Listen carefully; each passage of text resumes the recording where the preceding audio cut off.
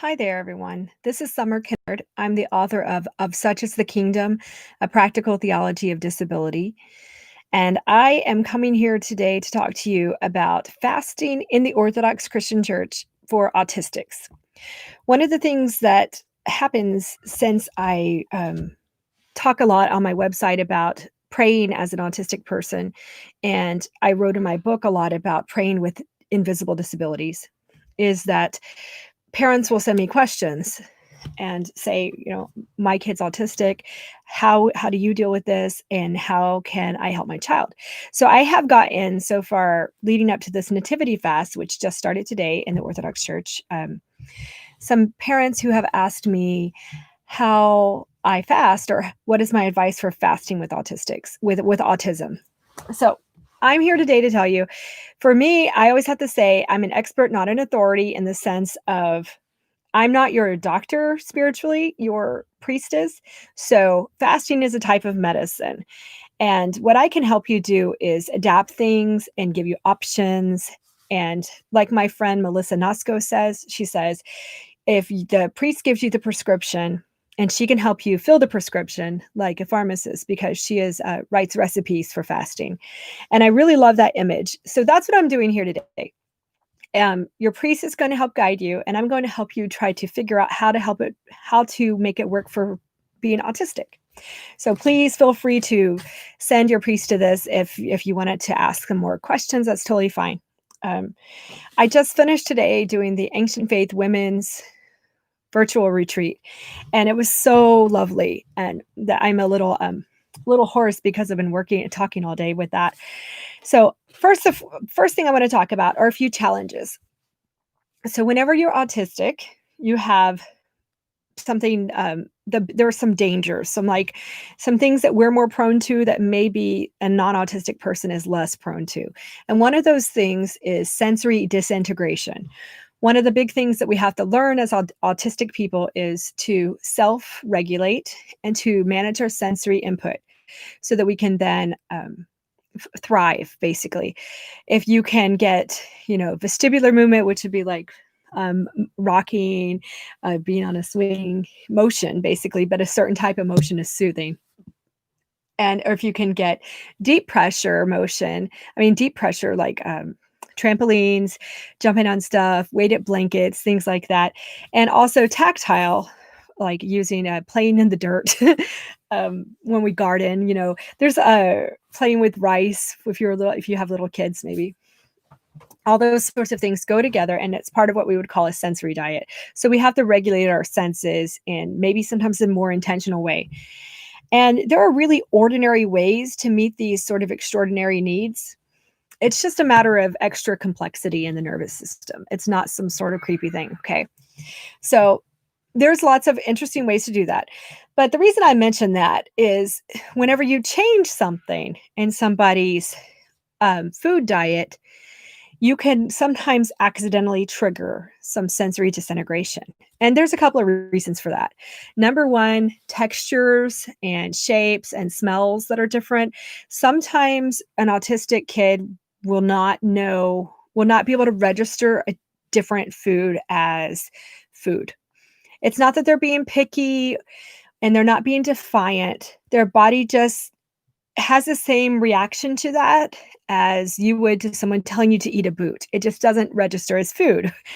So we have in the autistic community something we call same food, and we just use it all as one word.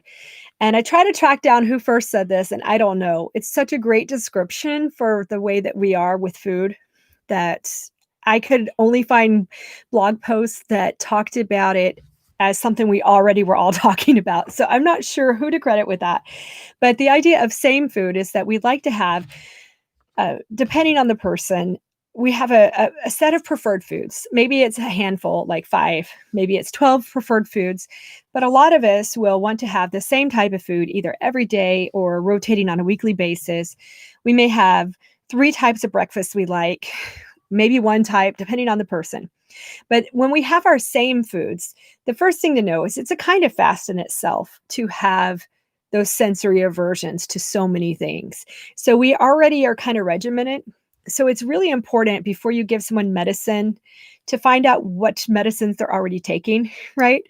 And in the same way for autistic parents, before you try to prescribe something or have your priest prescribe something, you should tell your priest or and also evaluate in your family what kind of discipline is this child already doing just because of their disability.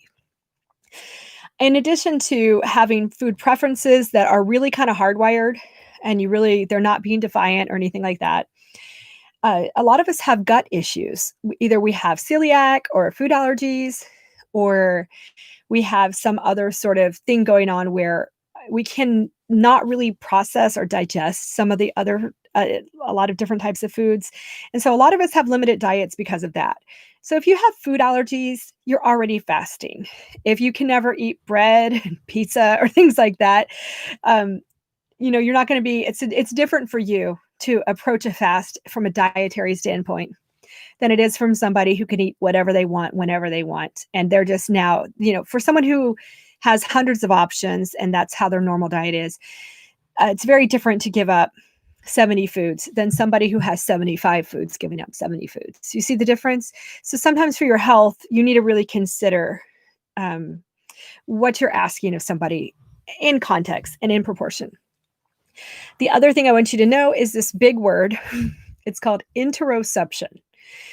So interoception is also known as the eighth sense. And the eighth sense or interoception is what's going on inside of our bodies. A lot of autistic people, and this is not like just men or just women or just boys or just girls, but it seems pretty even across the board. A lot of us have challenges with some kind of interoception. Either that may be with knowing that we have to use the restroom before we really have to go, knowing that we're hungry before we're like really hungry, knowing that we're thirsty before we're like dehydrated. There's a lot of things like that. Or why am I so upset? What hurts? Something in my body hurts. What is it? Do I have a headache or a backache? To you, it may just be so obvious. You don't think about it. But when you have a differently complex brain, it can be a very big challenge sometimes to know what's going on. So the reason I want to tell you about that is because if you do change a diet for someone who's autistic, you run into the possibility of messing them up. If they have a sensory aversion and they don't accept that new food as food, if you don't use the same food, in other words, they could stop eating. They could not eat enough. They could get confused and therefore stop eating everything because they don't know what's going on and they can't tell that they're hungry at first. There's a lot of stuff that can cascade here. So I just want you to be really cautious about this whenever you make this approach and see what your child's needs are or what your personal needs are if you're an adult too. So going on that, I want to tell you, if you do want to change the diet, I suggest you don't do this cold turkey. Go through and look at the same foods and say, okay, my child has 12 same foods, and then a couple of things he or she might eat, you know, so a couple of non-preferred things but are still okay. So list them all out and say, okay, let's circle this. These are the ones that are fasting friendly, like these are the ones that are vegan. These are the ones that are more in line with with the other people in the family's goals for dietary needs. How can we accommodate? So you can ask those questions and then try to prepare somebody to maybe accept a different arrangement of same foods, for instance. That's one thing. I don't really know without knowing someone's specific foods. I really, I can't tell. If you have a kid who like only eats meat and like pickles, well then they should probably just keep eating that. And I would just suggest that you find something else to do. But I have an example here of something we do in our family. And a lot of families that I know with autistic children, and like I said, my whole family is autistic, so it's not just my kids. We have a drawer in our kitchen, and this is representative of it. And we have it filled with a variety of snacks that are my kids' same foods. Now, the reason why packaged snacks are so helpful is because they are predictable. Predictability in food is a big deal to autistics. So if you've got a kid who loves beans and they're willing to eat beans at every single dinner, well, then give them those if you want to for a fast. If as long as they're getting everything else they need, fine. A lot of times people get frustrated with um, with fasting periods because they don't like that it's the same thing every night. But you're going to have kind of the opposite issue with most autistic people. We're like, this is great. I love this. And they may already, like I said, same foods are already kind of a fast on their own. So you don't really, you're going to be dealing with different questions. You see what I'm saying? But anyway, here's some examples. This is not sponsored. I'm just showing you these things we happen to have on hand. So like we have a little thing of gluten-free graham crackers. All these are gluten-free because my family has, 3 of us have celiac. I have a little gluten-free peanut butter and jelly, a gluten-free Pamela's bar, whenever bar, Bobo's oat snack, Lara bars. This is one of my kids' favorite food. He eats 5 or 6 of these a day. That's his same food. And that's his primary food besides milk. And he will eat most of these other foods as well. And he will eat some other things that we cook as a family for dinner. But like out of his 15 or 20 preferred foods, this is his very favorite, right? And then Made Good. It's a really great brand for getting some allergy-friendly foods. I have another one from them. And Enjoy Life is wonderful because they're free from the top 8 allergens. We have a lot of food allergies in my family.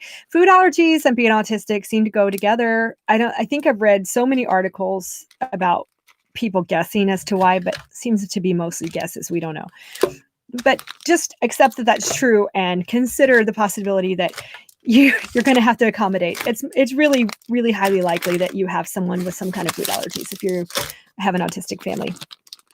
So the reason I got those out was to show you what we usually do is just have the kids be, you could just go and get your snacks throughout the day.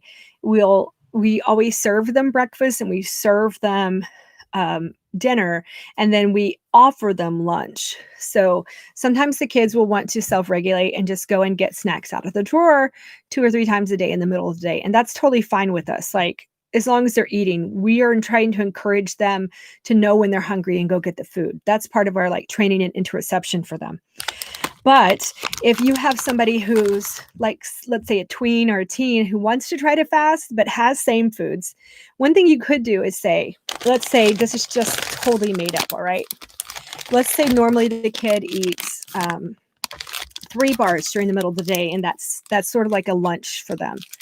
And normally they eat 1 of each, or like they may have these 3 favorites, and they maybe eat usually 2 of these and 1 of these, and 1 of, something like that. One thing you could do for fasting, since you just want to, your goal is not so much to change their food as to be mindful of it, you might say, okay, let's set these 3 aside, your top 3 favorites. And instead of eating 2 of your very favorite, what if you eat 1 of each of these? Something like that. So then you're modifying and you're still being mindful, and there's still some sacrifice, but the child is not going to deregulate, dysregulate, and it's not going to go hungry, which is really important for growing kids. Those are some ideas. The other thing I think can be really cool if your kids eat pretzels. They have these gluten-free as well. I maybe not corn-free, I don't know, but definitely gluten-free. You can take, leading up to a fast, you can just buy straight pretzels, like the ones that are sticks. And then for the fasting time period, buy the ones that are knots, because the knots in a pretzel represent the crossed arms of penitence. So that could be like a dietary signal, especially for people who have a lot of dietary sensitivity where changing almost anything is too hard. Sometimes if they like pretzels, just switching from straight pretzels when it's not a fast to knotted pretzels when it is a fast can be a really cool thing. Once again, any of this should be taken with your kids' actual needs in mind, okay? Do not do something that's going to hurt them. That's not spiritually healthy, and that's not the goal of medicine. Your goal is actually to heal and to build up and to focus on prayer. And speaking of prayer, the other parts of fasting are almsgiving and prayers. So I'm not going to tell you about almsgiving today, although a lot of people really like things like charts.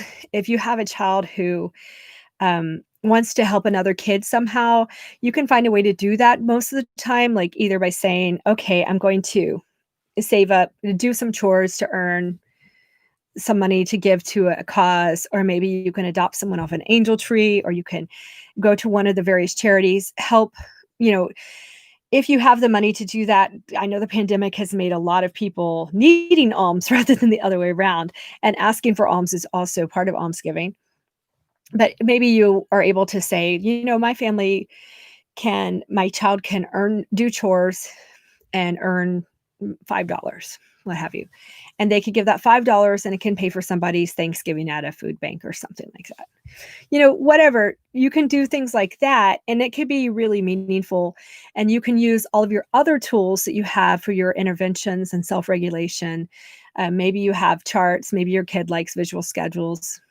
You can do that and just build that around your almsgiving. Make it something beautiful, make it something that's meaningful and that you do as a family, and, make it seasonal.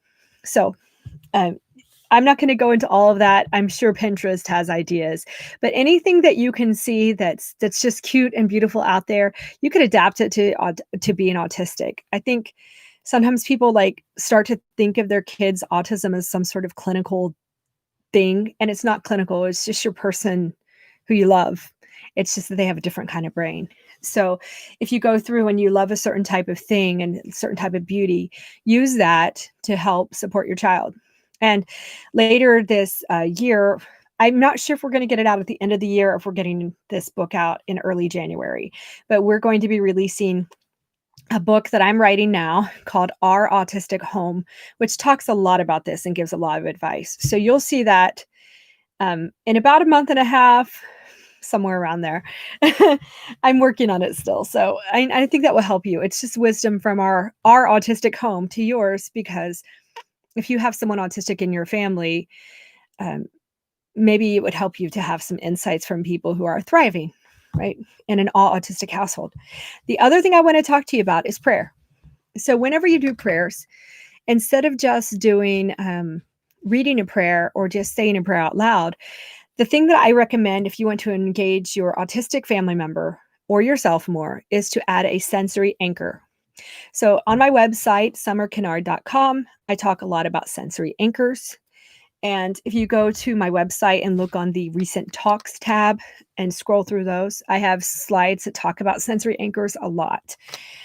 One of the things that I really like to do in Advent is, in our family, to light candles because it's dark so early. So we'll just do some kind of simple prayer at night, or even like a little Christmas carol, like O Come Emmanuel or Joy to the World or Angels We Have Heard on High. They like that because they like singing the Glorias, what have you. Or we even sing the ones for the feast day when it gets closer in. We light a little candle in our prayer corner, and then we stand around and pray. Well, that's cool.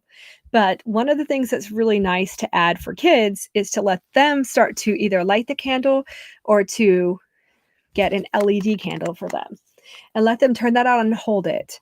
And if you have just that extra sensory element, it's really nice because it adds something to the prayers. And a lot of people don't light candles every night, or they don't let their kids hold them and things like that.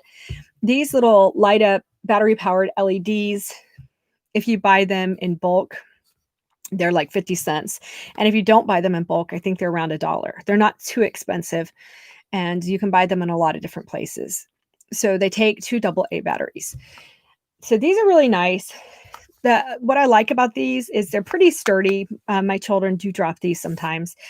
The other thing is, if your child doesn't have motor control, you can get a scrunchie or something and sort of scrunchie it to their hand so they can still hold it, even if their motor control is not great. So as long as they're not going to hit themselves in the eye or something, it's nice to avoid the frustration of dropping if their motor control is not, makes it where they can't hold it.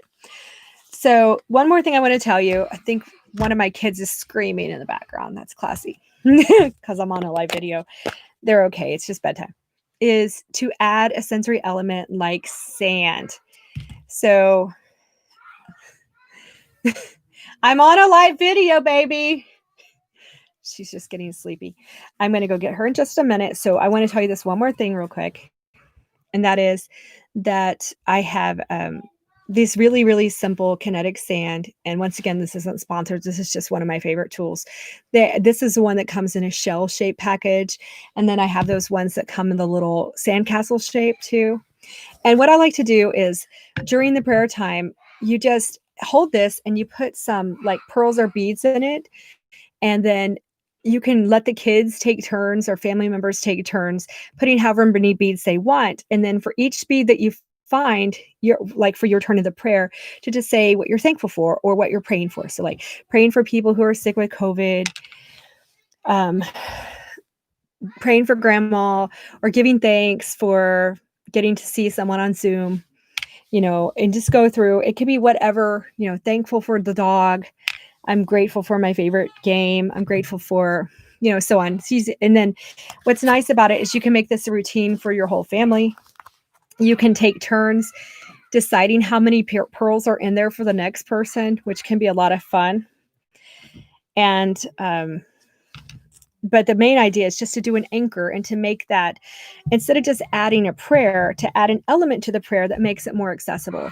Because anyone who has sensory integration challenges, like my daughter who's screaming for no reason right now, she's just sleepy. My husband has her and she's safe. Give me one more minute here. Having something tactile is very soothing, and it will help them to focus on the prayer and on sort of building up the community. Whenever you have something to do, it makes it a lot easier to have community. All right, that is all for me because my child is having a meltdown and I need to go help. So you all have a good night and thank you for joining me.